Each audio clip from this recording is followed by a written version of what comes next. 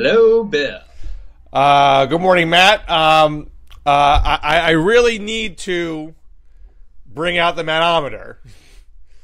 It's a big question where the manometer is resting after the press conference yesterday. We're taping on Wednesday. Trump gave his press conference Tuesday, so we're on pins and needles. Flawless category. Where that stands. But I have a personal request first. So I just finished reading John Quincy Adams' Militant Spirit by James Traub. So if you're looking for a John Quincy Adams biography, it is excellent. And I mean, his life spans between the revolution all the way to President Polk. You know, he died on the floor of the House during President Polk's term. He was in the House for, I think, 16, 17 years after he was president. So it just covers a lot of ground. It's a great perspective in history. So I'm up to Jackson, your big Andrew Jackson. And so I'm starting with the H.W. Brand's Jackson biography, which came out about 10 years ago. And I've read some reviews of it, which are kind of like, yeah, you know, it's good, but it's not great. Doesn't give a ton of context. I don't know if it's true, but I don't want to cast aspersions on Brands if he's listening.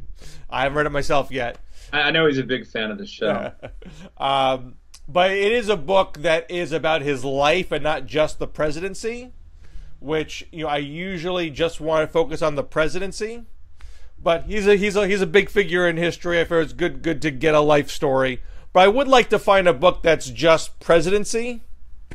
And I guess sort of the go-to is Robert Remini. But he's a little older, and I'm always a little hesitant to read books that were written a long time ago because they're just harder to read. Mm-hmm. So I don't know if I know you got some history buff in you. If you knew of a Jackson presidency book that was worth going to, or I leave it to the DMZ fans to put in the thread. What if there's a really good Jackson presidency book that I should be reading?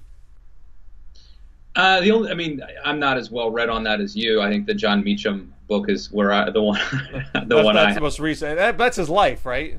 Yeah, that's everything. Yeah, starts off with him stabbing a British soldier during the Revolutionary War. You know about that? I just started. You know, he's like a little kid or something. Oh, really? And the British, and the British like come into his house. Yeah. Taste the blood starts early. Yeah, it's history is so interesting. I was just listening to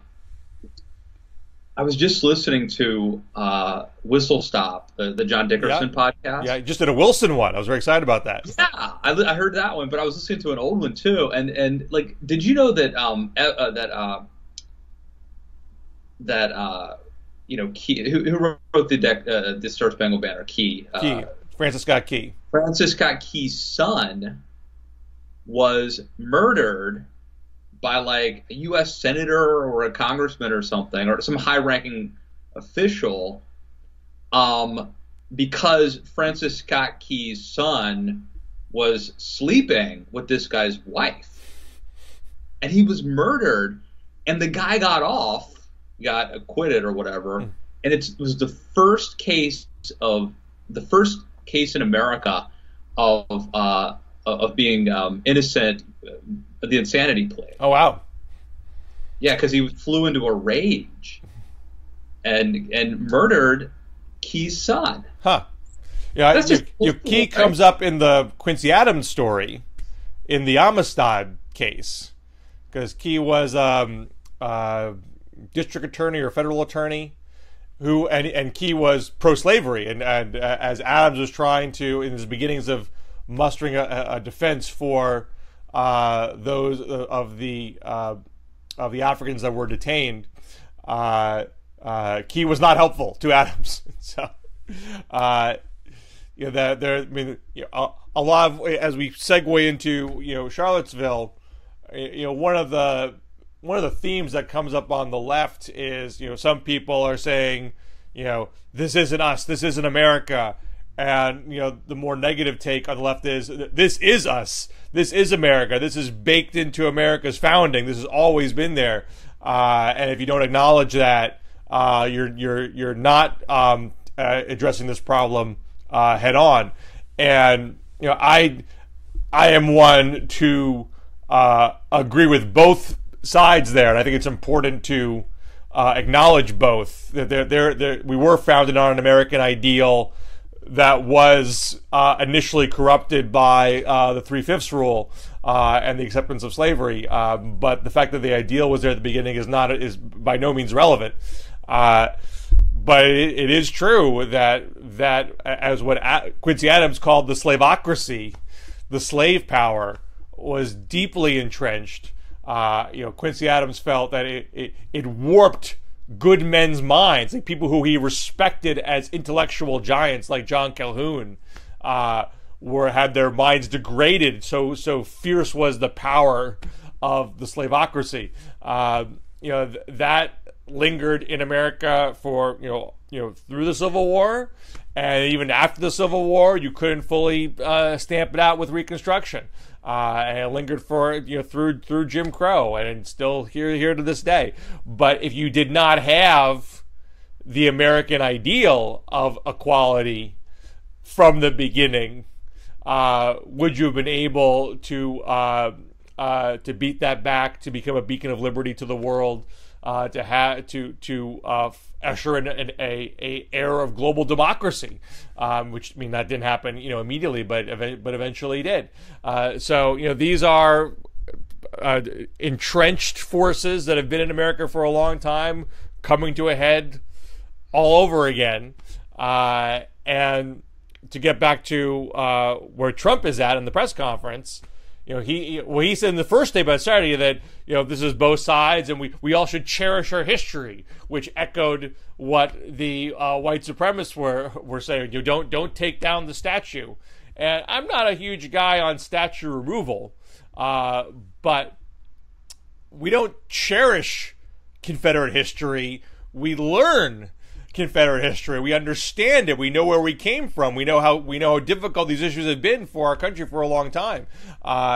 And the simplification of Robert E. Lee, we see Dinesh D'Souza was pushing out. Robert E. Lee didn't want to be a secessionist and oppose slavery, which is wrong. It's just wrong. That's not cherishing. That's warping. So we're seeing Trump stand on the side of people who want to warp our history and not learn from it. So with that rambling monologue, I ask you. Great, I'm enjoying this, and I pretty much everything you say. So last week we talked about the Google memo and the scourge of political correctness. Now we're talking about Charlottesville, where Matt K. Lewis does the manometer sit. Are we Reaganing? Are we hardening? Are we Nixoning? What's the lowest we can go? That's where we're at. What's lower? Is it Nixon or Harding? Maybe it's Nixon. Is it Buchanan? Are we Buchananing? Oh, I like Buchanan more than Trump. Buchanan has some redeeming qualities. He's actually a pretty nice guy. This is horrible. It's just utterly demoralizing. As you know, Bill, I'm somebody who has never liked Trump or Trumpism. I've been warning about the nationalist, populist stuff, the alt-right, and also, just as a sort of from a selfish standpoint, anybody who cares about conservatism or the Republican Party, I always, I said Hillary Clinton can't destroy the brand of the Republican Party. Barack Obama can't destroy the brand of the Republican Party. Donald Trump could. And here we are. And so it's hard to be let down when, as the Eagles might say, you're already standing on the ground. But I've just found this very dispiriting and demoralizing, and just I'm sad and stunned that America elected Donald Trump, for one thing. So I want to ask this question. I'm not trying to be. I'm still in shock that we elected him. I'm not trying to play gotcha. This is a serious question. So the one thing that you and a lot of other conservatives have hung your hat on is, well, we got Gorsuch. You know, all these things are horrible. I'm worried about this or that. I don't like Trump as a human being. But hey, it's the Supreme Court. It's a lifetime seat. It's 30, 40 years of conservative values on the court. You know, that's real. That's concrete. And politics is a messy business. You obviously have to swallow things you don't like, but if we get that out of it, that is ostensibly worth it. Is it possible that even something as prized as a Supreme Court seat, I'm not even talking about morality here or you know the goodness of society. I'm just being just raw, crude politics. If Trump destroys the brand of the Republican Party, is that worth that Supreme Court seat? I mean, that's a good question. That's a very good question. I would say probably not if he does. The good thing is that the good thing for Republicans and conservatives is that so many of them, you know, have spoken out at least against what he did recently. The recent comments about Charlottesville. And I think also there's a lot of problems at the current age in which we live, but one of the good things about it is that I don't think people, like in the olden days, like I feel like, fair or not, Hoover was blamed for the Great Depression, and basically that brand stuck to the Republican Party for like 40 years. I don't think people hold on to those things as long. Number one, I don't know that people associate Donald Trump with being a Republican, because, you know, for obvious reasons. And then the other thing is I don't know. I think that it's easier for people to rebrand. But I just if Marco Rubio had been president, I mean, the alt-right, I mean, it's a huge hypothetical because he didn't even really come close to winning the primary, but that's the guy I voted for. Like, how different it would be. Like, number one, the alt-right might not have even really be where they are today, because I think certainly Trump encouraged them and empowered them, and you wouldn't have Bannon and Gorka and Miller in the White House. But even if you had something like this happen, you would have had a president, a Republican president, speaking out against this. It's a fantasy, I know, but well, this is not. I don't think this is just, you know, playing fan fiction. I wrote a piece of Real Clear Politics on Monday. Republicans kick out the bigots, which started with Reagan, and you're seeing certain quotes of Reagan get recirculated now because Reagan said at the '84 convention, "Many people are welcome in our house, but not the bigots." He spoke at the NAACP in '81, criticizing white supremacist groups. I laud that. But you have to remember why he was doing that. You know, the KKK endorsed him 2 times, and he had to disassociate himself from that. And in the first term, he had several awkward episodes about race. He initially opposed the IRS denying a tax exemption to Bob Jones University because they banned interracial dating and marriage. Reagan wanted to deny the IRS the right to do that at first.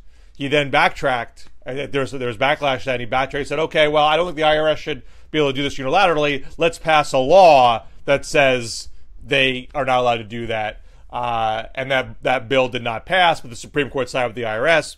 But that was, you know, awkward. Maybe he'll question where he stood on this stuff. And then when the Martin Luther King holiday bill was going through Congress, he expressed reluctance about the bill. He didn't think that King deserved a holiday. He thought he deserved a day of remembrance because, you know, not even Lincoln had his own holiday. Or Washington had his own holiday, something like that. Forgive me if I'm butchering the story a little bit. But he signed the bill, and then even as he was expressing reluctance about it, Jesse Helms was calling for the unsealing of King's records to see if he was really a communist. And Reagan expressed some sympathy to Helms' request while his aides winced in the background, much like Trump's aides were wincing, on Tuesday. But he signed the bill. And then after all that, he then makes the very stern statement about bigots can't be in our house. So so you could, from the left, the left attitude of Reagan has always been he exploited racism and he benefited from it. He cared to those votes. He talked about states' rights in Philadelphia, Mississippi. And even if that's true, he knew there were lines you shouldn't cross, and you had to draw them. Whether it was out of conviction or calculation, he drew them. And Trump does not draw them. He embraces the white supremacist wholeheartedly at this point. So I think there is a substantive difference in a president that does that and encourages behavior. But having said that, so you say, what if Rubio was president? What if Hillary was president? Would this be happening? And I think we have to accept that this, in Van Jones's phrasing, this white lash was happening anyway. There was right. A backlash to Obama amongst certain white voters that was occurring no matter what was going to replace Obama. How it specifically manifests now may have been different, but it wasn't going to be extinguished by the election of a non-white Republican or a Democrat. And I don't say this to suggest this is a good development in history, but we are having a reckoning about race because of Trump. It is now, I wrote a different piece a couple weeks ago about Democrats and the culture war, how they want to talk about economics more and not talk about these issues. You can't. You are forced to talk about this issue and all of its complexity and difficulty because Trump is putting it in your face, and his minions are putting it in your face. I would also say, all right, so let's begin with the caveat. I've been against the alt-right from day one. They've attacked me on their Daily Stormer site as a cuck and a conservative, and all. Let's just begin with that. Okay. Having said that, I denounce. What was it Trump said? Denounce. I disavow. That's what it was. So I disavow all the. There is a problem, Bill, and I'm not saying that this is the most important problem facing America, but there is a problem whereby there's been a lot of attention paid to like the hillbilly elegy stuff, right? Where you've got these like working class white guys like in Ohio and Pennsylvania who've sort of been left behind by the American dream. That's one issue. There's another issue, which is the left and media who are very antagonistic toward white men. And I would say, I think we would agree that white men in America have been historically privileged. But there's a shaming that's going on. And there are things that you're allowed to say, especially like if you're an online sort of liberal-leaning magazine, you could say things like white men shouldn't be allowed to vote. Where if you said that about any other group of people, then that wouldn't be, that would spark a backlash. But you're allowed to sort of beat up on white dudes and shame them and mock them. And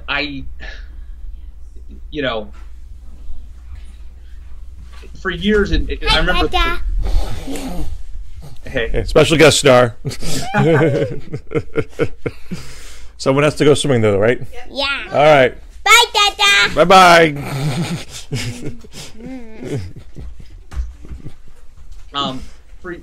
So I remember about a year or two ago, a friend of mine who was from the Middle East said, why are you white guys letting African Americans make fun of you and mock you? And it didn't bother me. I forget, there was an incident. It was something happened like the Academy Awards or something. There were jokes being made about about white dudes. And at the time, it didn't bother me at all. And I basically was like, well, we've got should have a thick skin. Things are going pretty good for pretty good for us.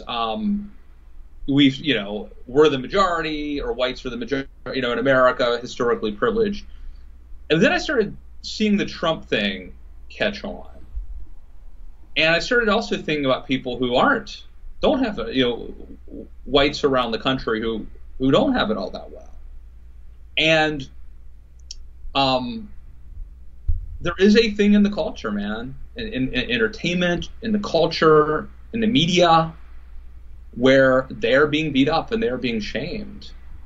And they're not rich. They're not rich. They're not, they don't feel privileged. And I'm not saying that that's I don't think that makes you into a Nazi. I don't, but I think that has contributed to the general environment that we have right now, and to the rise of the, and to the rise of the alt-right, and to the election of Donald Trump. And I don't like it. I don't think that we should be mocking or making fun of anybody because of their race. And I never noticed this, never bothered me until recently. And part of it's because I'm afraid that that there is a white lash, as Van Jones would say. And it's not just because Barack Obama got elected, right? It's also because some of this stuff that I see that I think is actually contributing to tearing us apart. Well, there's a whole lot that is not controllable. If somebody says online, white people shouldn't vote, white people shouldn't be allowed to vote, that is probably done in kind of a modest proposal context. It's not necessarily meant to be taken literally. How about my modest proposal? If I were to write a modest proposal about Asian women, how might that go over? It would not go over well. Of course, this is the difference. But it's the difference between punching down or punching up.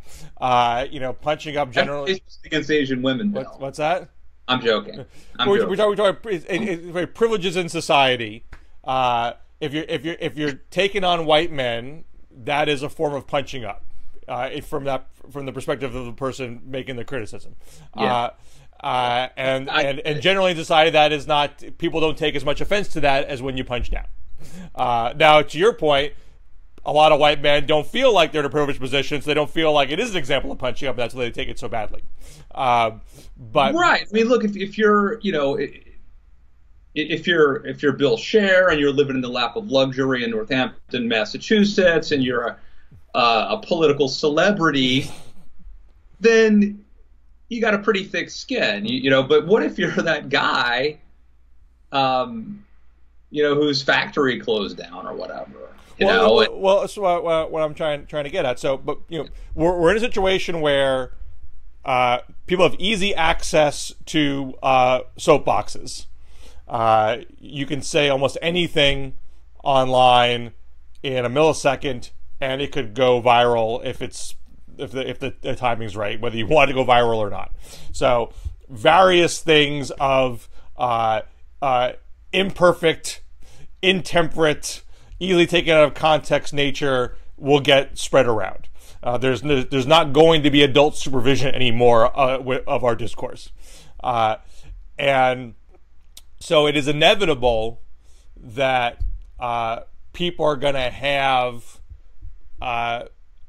tribal reactions to certain comments, and that's something that we probably will never be able to fully extinguish.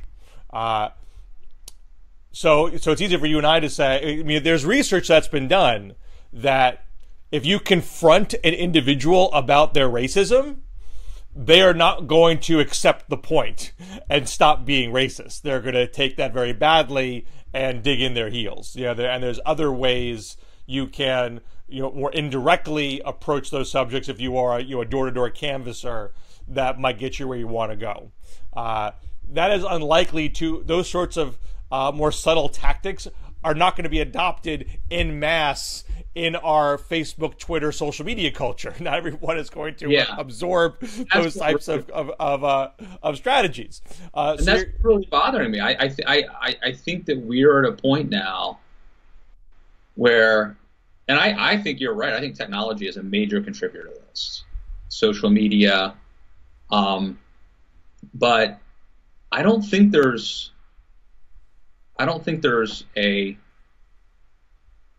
desire to heal this country and to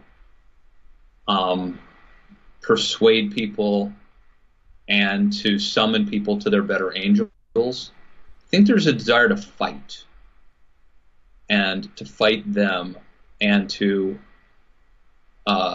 greet violence with violence. It's like the 1930s. We've got basically armed gangs now on the right and the left. Well, we've had these situations where the country seemed to be breaking apart at the seams. The 30s was, one of those times. The early stages of the country with John Adams, Alien Sedition Acts. The bitter election of 1800, the Federalists. I mean, you go into the War of 1812, and you had New England Federalists actively undermining the war effort, and some even talking about secession. And it was only the victory, or the perceived victory of the War of 1812, that created a brand new sense of national unity, where James Monroe wasn't even opposed for re-election in 1820 because the Federalists had essentially been absorbed within the Republicans. And you had, after the 30s, the divisiveness coming out of the Great Depression, that was resolved with World War II, which bound the nation together in a common purpose. So I don't know. 15 minutes after 9/11. I mean, there was a moment there where there was a sense of shared national unity.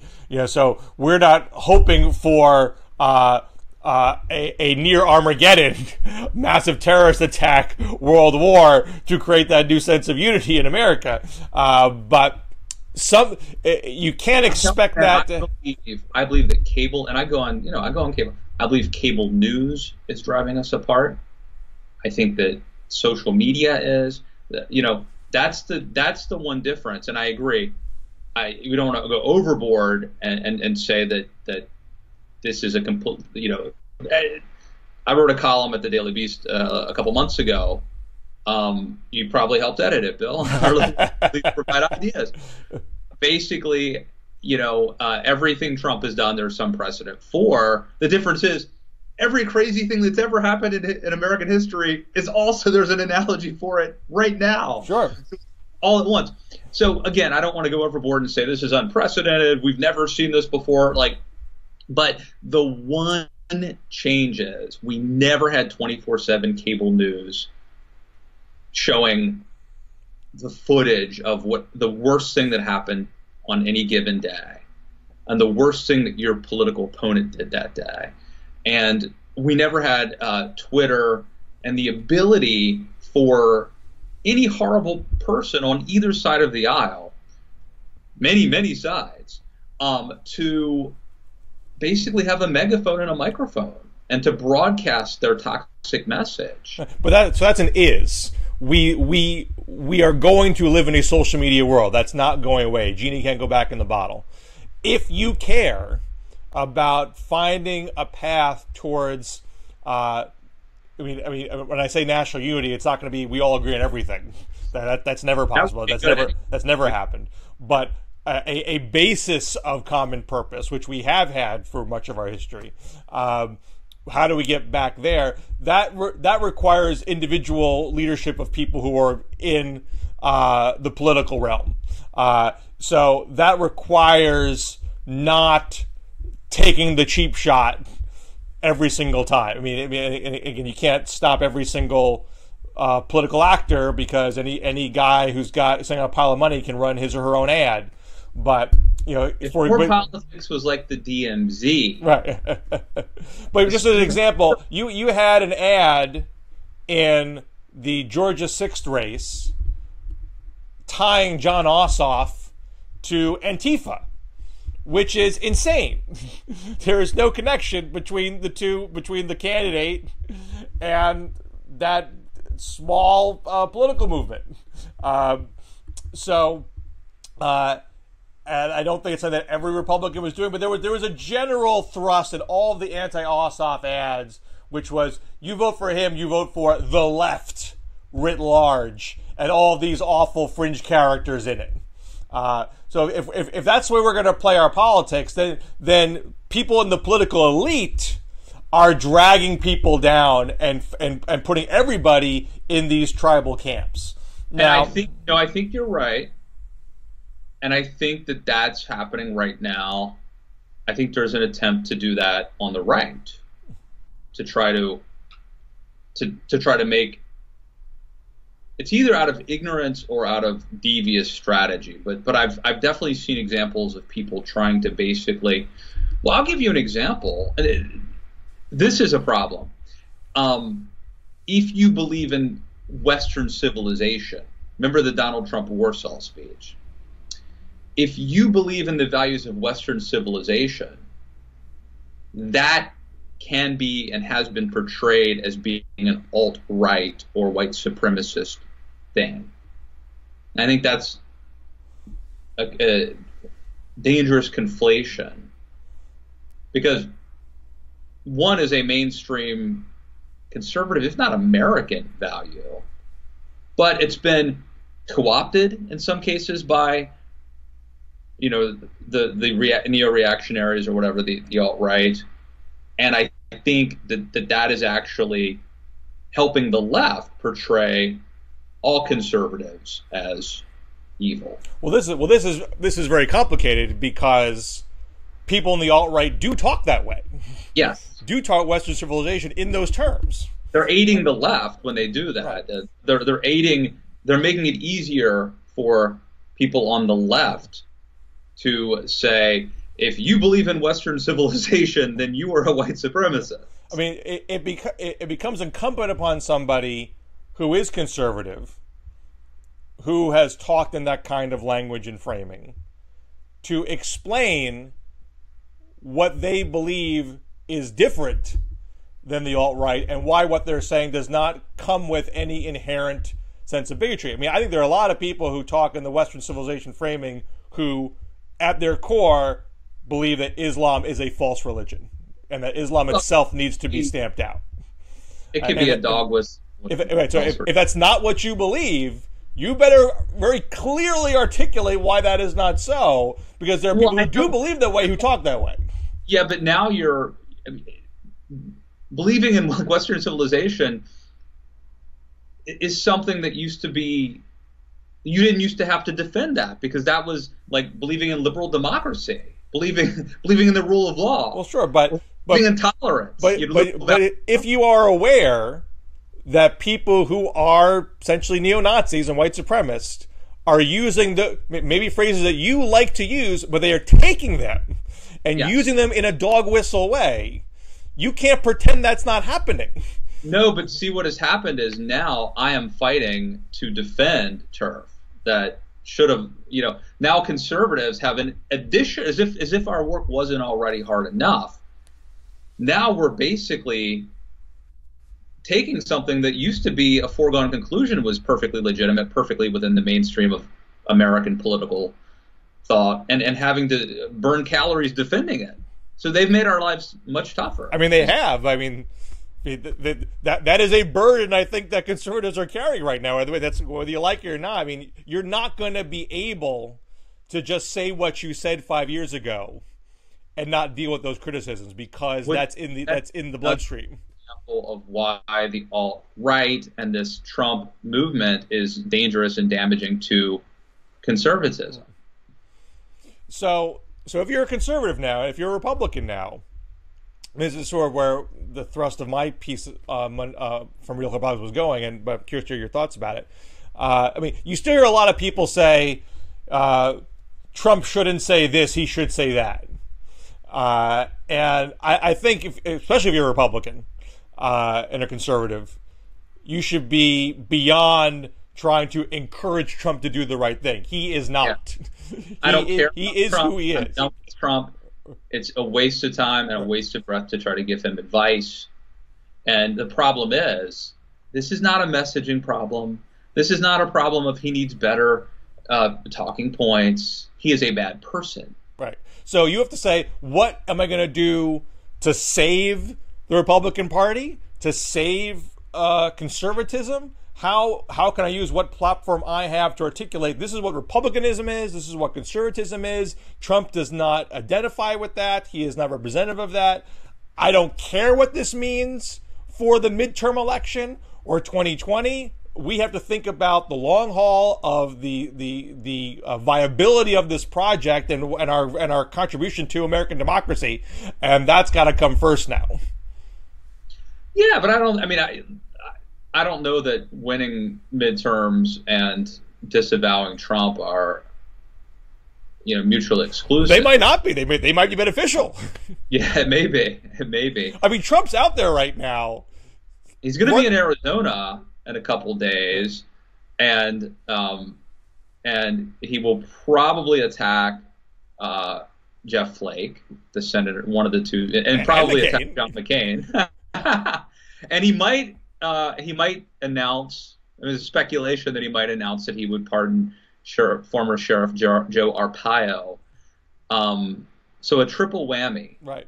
So you're in a situation now where Trump is queuing up a do-nothing Congress narrative when Congress is controlled by his own party, which is crazy. I mean, you would not go into a midterm election putting into the national dialogue that your own party can't handle Congress. But that's what Trump is doing. He's attacking Mitch McConnell by name multiple times. And in kind, the Senate right now, nominally in recess, but technically in pro forma session, just so Donald Trump can't make recess appointments. I mean, that's what Republicans did when Obama was president. So Obama couldn't make recess appointments. They're actively preventing their own president from staffing the government because they don't trust who he'll put in. That's crazy. And yet prudent. So you're already in a situation where your own party's president is damaging your midterm election possibilities by criticizing your ability to manage the legislative branch. You might as well cut loose and separate yourself from him so people can run as individuals. Yep. Or say, if this is what we would like to do as a Congress that is wholly, we're not beholden to the Trump agenda. We're not trying to do what he wants to do. And I totally get that as crazy as Trump has been, he has a lock on about 35% of the country, a majority of the Republican base. That might be really bad in the midterm too, and that might be really bad in 2020.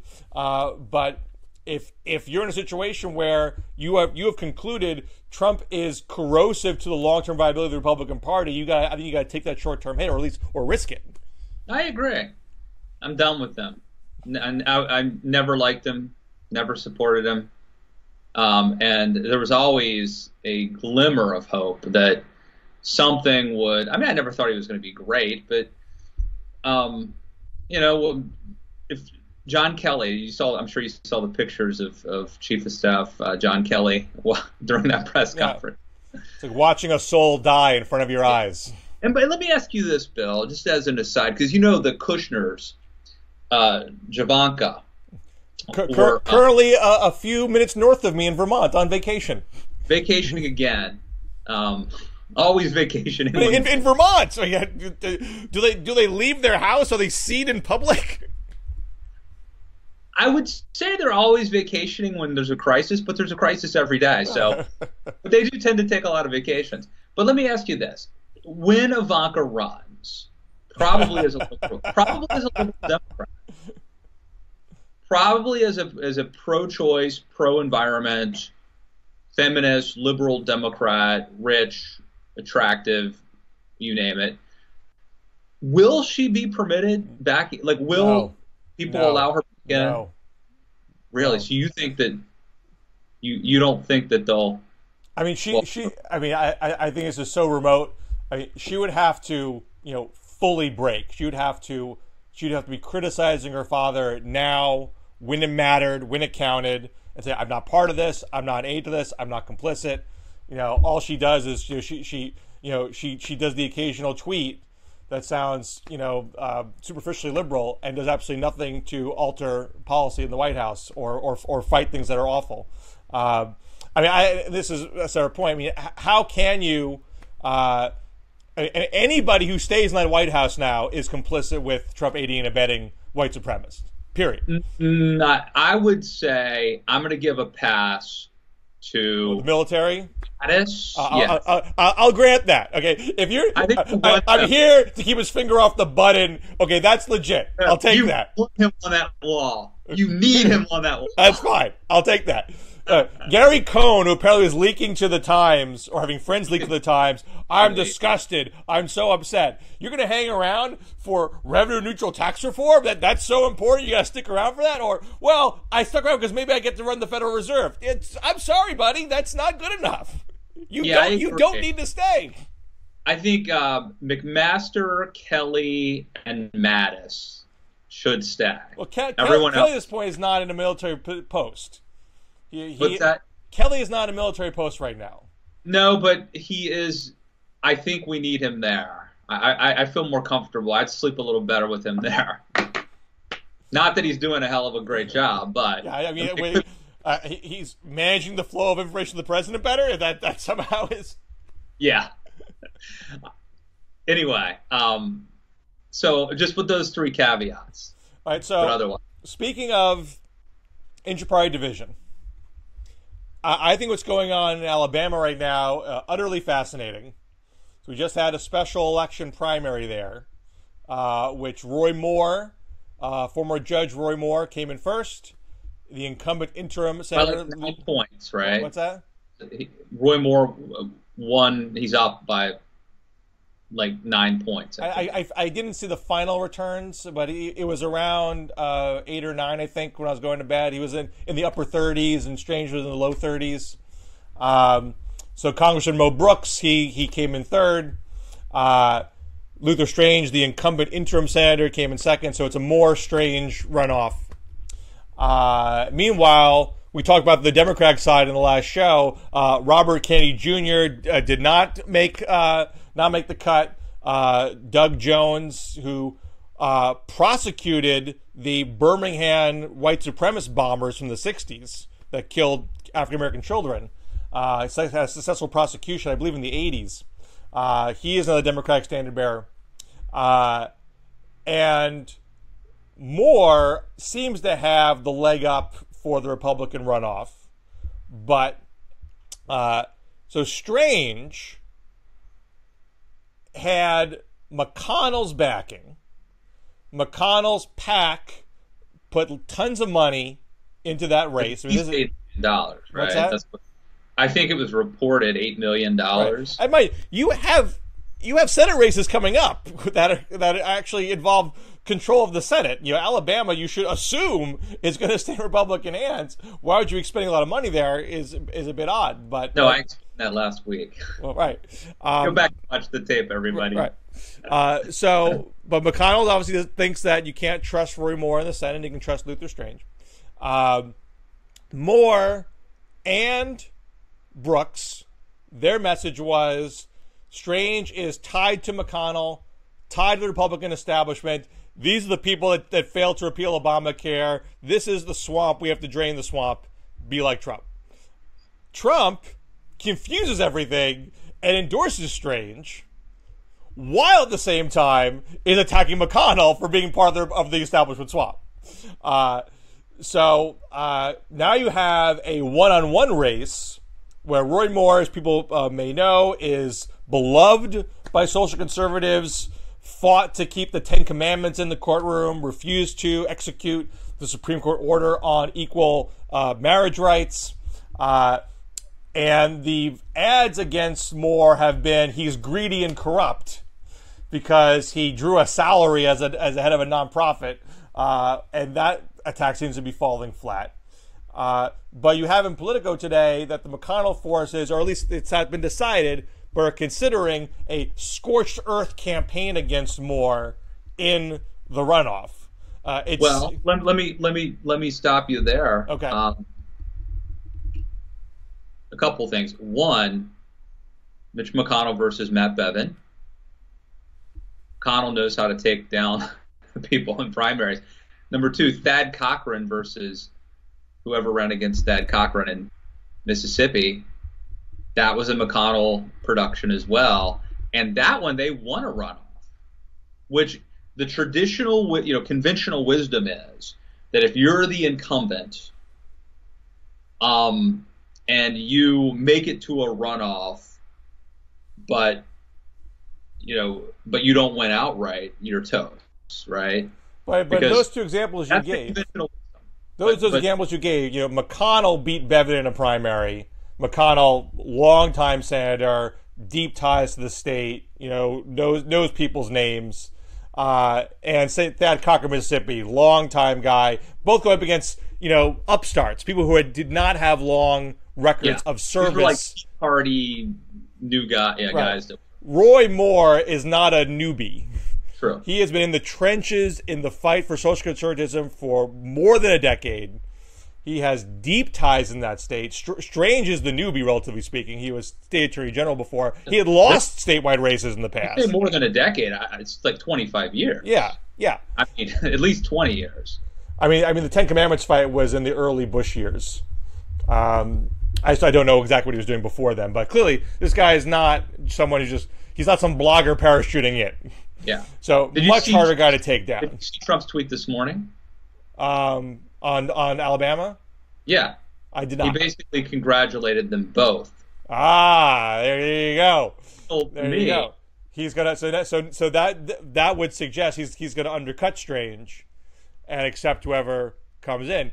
But, because he doesn't want to. If he thinks, and now again, Trump might tweet something else next that undermines what the tea leaves here that we're reading. But if you're Trump and you think that Luther Strange is going to lose, you don't want to be a loser, right? Endorsing him, and so now you would say two great candidates to choose from, and then if Luther wins, you claim victory, but if Roy Moore wins, then you're not tarnished as a loser. Well, and here's an example where his endorsement of Strange didn't really move the needle. I mean, I've heard some people argue, well, he kept Brooks out from making the cut, but Brooks was always polling in third. Yeah. I mean, this race landed where the polls say it was going to land. He didn't. I don't think Trump moved the needle, so he didn't cut into Moore at all. So here's Trump cutting bait, it seems. But the McConnell people, if the McConnell people follow through with a fierce campaign against Moore, you're going to have a very bloody insurgent versus establishment fight in Alabama, and perhaps, I mean, I wouldn't put money on this, but if there are lingering bad feelings from that, could Doug Jones, the Democrat, beat Roy Moore in a general? I mean, you wouldn't think a Democrat would have a shot in Alabama. Doug Jones doesn't lean that far to the right. But he certainly knows his state. He speaks an Alabama drawl. Could there be a sleeper there? I mean, it depends a lot on how well Republicans can kiss and make up after that primary is done. But so the runoff's in September, right? The runoff's in September. The general's in December. Oh, really? Yeah. December 12th is the general. And the runoff for Republicans is September 26th. I'm rooting for this to be really ugly and nasty because I think we need a diversion from the realities of the world. I think this could be a fun thing if it gets ugly. So that's what it's fun, but it's reflective of how unified the Republican Party is. Where if you're going to risk what should be a slam dunk Senate seat, because and the fight they're having between Moore and Strange is, quite frankly, nonsensical. Strange is for repealing Obamacare. He's not the problem. Well, Luther Strange was a really conservative attorney general, but I guess he is an insider. Bentley appointed him. Bentley was in this sex scandal, I think, right, sort of corruption thing, and then now Mitch McConnell, kind of the consummate insider, has taken him under his wing clearly. So that's what it is. It's a fight. It's not a left versus right fight as much as it's an in versus out, insider versus outsider fight. Well, let me make an extra point here, because the fact that the runoff is September 26th is quite relevant, because it's going to happen in the middle of a government shutdown fight and a debt limit fight. So we're coming in, when Congress gets back into session after the August recess, they have to keep the government open by a hard deadline, September 30th, unless they pass some, stopgap bills. And they have to raise the debt limit, or else we default on the debt by early to mid-October. So those things are going to happen at the same time. Plus there's other undercard fights. They have to reauthorize the Federal Aviation Administration, so the planes don't crash into each other in the skies. They have to reauthorize the Children's Health Insurance Program, or kids don't get health insurance. There's some basic governing things they have to do, and in all likelihood, those things are not getting done without concessions to Democrats. The government, keep the government open fight is most likely going to be hung up by border wall funding, which Paul Ryan, who by all accounts is pro-immigration reform, he ran a video a few weeks ago saying, we're going to build the wall. The time is now. Build the dang wall. Right. So he's setting expectation that wall funding is going to occur. And there is no way Senate Democrats are accepting a bill with border wall funding. They're going to filibuster that. So you're now in a potential situation that is akin to Boehner 2015, where Boehner said, I can't keep the government open and defund Planned Parenthood. That is not going to happen. And the only way I keep the government open is with Democratic votes. And the only way I get that is by quitting my job and leaving town. So Gainesville is nice this time of year. So the Alabama race happens in the middle of all this, which is unlikely to be resolved by the 26th, because the deadline is the 30th. And Strange is going to be caught up in all that. Strange is going to be tied to McConnell. McConnell is going to be trying to keep his options open. So yet another reason that if you're betting, you're betting on Roy Moore, right? If you're betting on this race, yes, the smart money is with Roy Moore. And so if you're Strange, it is really hard for you to vote for something that comes with Democratic votes and tie yourself to McConnell. So that is a potential vote lost for keeping the government open, and I would imagine McConnell's going to need every last vote to do this. Well, it's been great knowing you, Bill. We've had a good run here. It's been 8 years in the DMZ, give or take. So, I don't think that we're gonna. Shutdowns happen. The shutdowns happen for a few days, and life goes on. So it's over an extended period of time when they would become really problematic. Defaulting on the debt's a whole other matter. Oh, don't get me wrong, Bill. I know that this government, this potential shutdown and default are nothing compared to the North Korea nuclear weapons and the race war also taking place.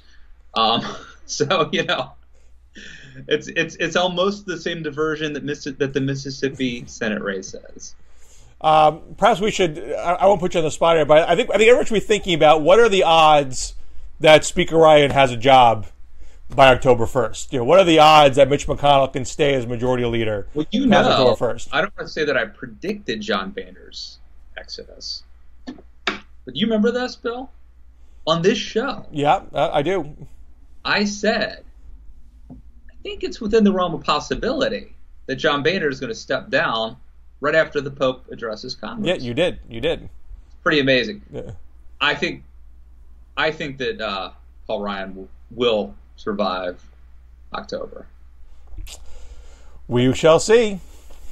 All right. Well, everything else may be going to hell in a handbasket, but the DMZ still getting it done after all these years. I think we're actually getting better.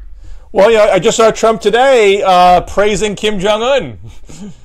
The DMZ in Korea hold. The DMZ here holds. Hi, let me tell you, Kim. He inherited that job from his father. I'm sure a lot of other people wanted that job. A lot of tough hombres over there who might have wanted to take that position from him. So he's a fighter. I would not be surprised if by 2019 we are seeing the North Korean free trade agreement with a shaking of the hands between Trump and Kim Jong Un, and Trump praising him as a tough guy, but a good man, loves his country. I can't wait to buy North Korean car parts. He's got a weird haircut, believe me, but so do I. So he does have the fascie. That's what that haircut's called, right? The fascie. I'm not aware of a. He could be in the style. alt-right.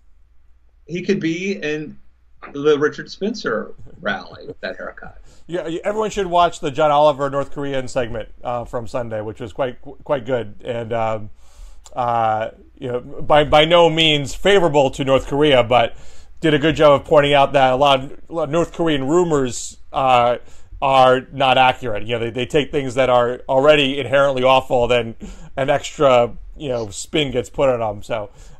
Which not by any means even the main point of the segment, but just you might learn something from it. It was well done.